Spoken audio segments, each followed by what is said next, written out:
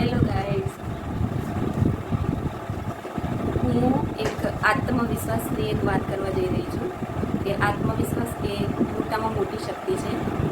એટલે આત્મવિશ્વાસ વગરનો માણસ એ જીવનમાં કશું કરી નથી શકતો. એટલે જીવનમાં આત્મવિશ્વાસ એ ખૂબ જ જરૂરી છે.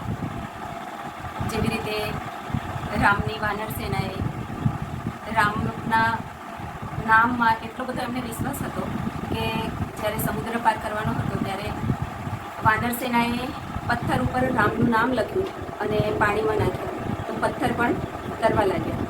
એ રીતે વિશ્વાસ એ મહાન શક્તિ છે. ત્યારે રામને પણ આશ્ચર્ય થાય છે કે મારા નામના પથ્થરો તરે છે. તો એક દિવસ રામ રાતમાં ઉઠે છે અને કોઈ દેખે ના એ રીતે પથ્થર લે છે અને પોતે પણ એની ઉપર રામ લખે છે અને પાણીમાં નાખે છે, તો પથ્થર ડૂબી જાય છે. કેમ કે એમને સંશય થયો, જ્યારે વાનર સેનાને પાક્કો આત્મવિશ્વાસ હતો રામ નામ પર. તો એ રીતે આપણે પણ આપણા ઉપર અને ભગવાન ઉપર વિશ્વાસ રાખવાનો છે. કે જેવી રીતે આપણે રસ્તામાં ચાલતા ચાલતા જતા હોય અને કોઈ મર્સિડીઝ ગાડી આપણે દેખીએ તો આપણા મનમાં તરત જ સંકલ્પ આવે કે મારી પાસે બી મર્સિડીઝ ગાડી હોય, હું અને મારા બાળકો, મારું ફેમિલી ગાડીમાં બેસીને ફરવા નીકળી હોય. એટલે મન તરત જ સપનામાં ખોવાઈ જાય છે. જ્યારે પાછળથી બીજી ગાડીનો હોર્ન વાગે ત્યારે ખબર પડે કે હું સપનું દેખી રહ્યો છું, હકીકત નથી. એટલે આત્મવિશ્વાસ એ મહાન શક્તિ છે. કર્મ કરવાથી ભાગ્ય બને છે, હસ્તરેખાઓ પણ બને છે. આજે મનુષ્યએ આકાશમાં ઉડી શકે છે. ચંદ્ર ઉપર જવાનું સપનું જોયું તો ચંદ્ર પર પણ જઈ આવ્યો, એ સપનું પણ સાકાર થઈ ગયું. માણસ ચંદ્ર પર જઈ આવ્યો. તીવ્ર ઈચ્છા અને સ્વપ્ન સેવાથી જીવનમાં હકીકતમાં બદલાઈ જાય છે. દરેક વ્યક્તિ પોતાની પરિસ્થિતિમાં પરિવર્તન લાવવા માંગતો હોય છે, સુખ સમૃદ્ધિની ઈચ્છા પણ કરતો હોય છે. મનુષ્યની અંદર કોઈ અદ્ભુત શક્તિ છુપાયેલી પડેલી છે. આ શક્તિને ફક્ત આપણે જાગૃત કરવાની જરૂર છે. પોતાની બધી જ ઈચ્છાઓ અને સ્વપ્નને આપણે સાકાર કરી શકીએ છીએ. હિટલર પણ એક મધ્યમ વર્ગનો જ વ્યક્તિ હતો. એક સામાન્ય પરિવારમાં જન્મ લીધો હતો, પરંતુ એ જર્મનીનો સર્વહત્યાર બન્યો. હિટલરની અંદર એક ગજબનો આત્મવિશ્વાસ હતો. તેના પરિણામે સફળતાને પોતાની દાસી બનાવી.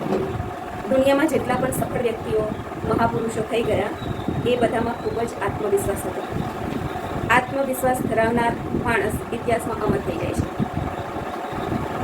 તમારો જેવો આત્મવિશ્વાસ તેવું તમારું જીવન બનશે. લોકો તમને માન સન્માન આપશે.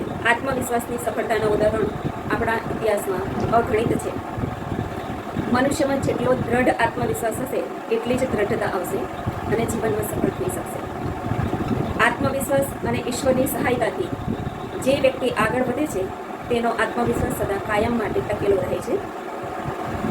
જીવનમાં અવશ્ય સફળતા મળે છે. પરમાત્માને સદા સાથે રાખીને કામ કરવાનું છે. તેમની સાથે સદા યોગમાં યાદમાં રહેવાનું છે. મતલબ કે પરમાત્માની યાદમાં રહીને કર્મ કરવાનું છે, કર્મયોગી બનવાનું છે. મનુષ્યને જ્યારે પોતાના અંતઃકરણની શક્તિઓનું ધ્યાન થાય છે ત્યારે એના સંશયો સંદેહો નષ્ટ થઈ જાય છે. તમારો જન્મ સ્વપ્ન ઈચ્છાઓ પૂર્ણ કરવા માટે થયેલો છે. આખો સંસાર આપણા માટે જ છે. જીવનમાં જે કંઈ પ્રાપ્ત કરવું હોય તે પ્રાપ્ત આપણે કરી શકીએ છીએ. સંસારમાં બધું જ છે, ફક્ત ઈરાદો રાખી હિંમતથી કામ કરવાની જરૂર છે. જીવનની દરેક સફળતાઓ ત્યાંના મહાન વૈજ્ઞાનિકોએ, જેમણે ઘણી બધી શોધ સંશોધનો કરેલા છે, એમના જીવનમાં પણ 100 વાર હાર આવેલી છે. છતાં પણ હારને હાર માન્યા નહોતા. આગળ ને આગળ કામ ચાલુ રાખ્યું. અંતે સફળતા હાંસિલ કરી. અસફળતાથી હારીને બેસી જવાનું નથી, હારમાં જ જીત સમાયેલી છે. આત્મવિશ્વાસ જ્યારે પ્રબળ બને છે અને જ્યારે ભગવાનના વિશ્વાસનો પણ સંગમ થાય છે ત્યારે શક્તિનો દરિયો લહેરાઈ ઉઠે છે.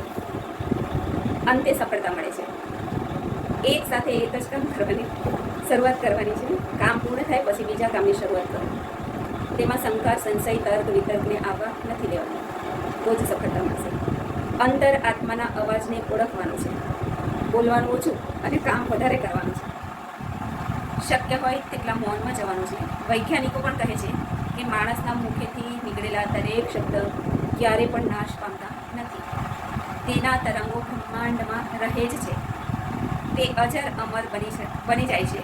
શબ્દને નાદ બ્રહ્મ પણ કહેવામાં આવે છે. એટલા માટે જ મહાન પુરુષોના મુખેથી નીકળેલા હરેક શબ્દ આશીર્વાદ બની જાય છે. એમના હરેક શબ્દ ફળતા હોય છે, કારણ કે તે એમના અંતર આત્મામાંથી નીકળેલી શબ્દ એ હકીકત બનીને જ રહે છે, ચાહે તે પોઝિટિવ હોય ચાહે નેગેટિવ હોય. મુખેથી નીકળેલા દરેક શબ્દ ચમત્કાર સર્જે છે. ઘણીવાર કોઈ માણસના વર્ષો પહેલાના શબ્દ પણ કીધેલા શબ્દ પણ આપણા કાનમાં હંમેશા પૂછતા રહે છે. બોલતા વખતના હાવભાવ પણ આપણને યાદ રહેશે કે પેલા વ્યક્તિ બોલતો હતો ત્યારે એના હાવભાવ આવા હતા. પૂરેપૂરું આપણે યાદ રાખી શકીએ છીએ. કોઈ સંત મહાત્માના શબ્દ એટલા બધા પ્રભાવશાળી હોય છે કે આપણને તેના પ્રભાવથી ભાવ વિભોર બની જઈએ છીએ. આંખોમાંથી આંસુ પણ આવવા લાગે છે અને આપણે આપણું જીવન પરિવર્તન કરવા પણ તૈયાર થઈ જઈએ છીએ. વાણીનો શબ્દોનો પ્રભાવ પડતો હોય છે. ખૂન ખરાબા, આત્મહત્યા વગેરે તેના પ્રભાવથી જોવા મળે છે. એટલે હંમેશા પોતાના માટે અને બીજાના માટે પોઝિટિવ વિચાર કરવા જોઈએ. એની અસર જીવન ઉપર થતી હોય છે.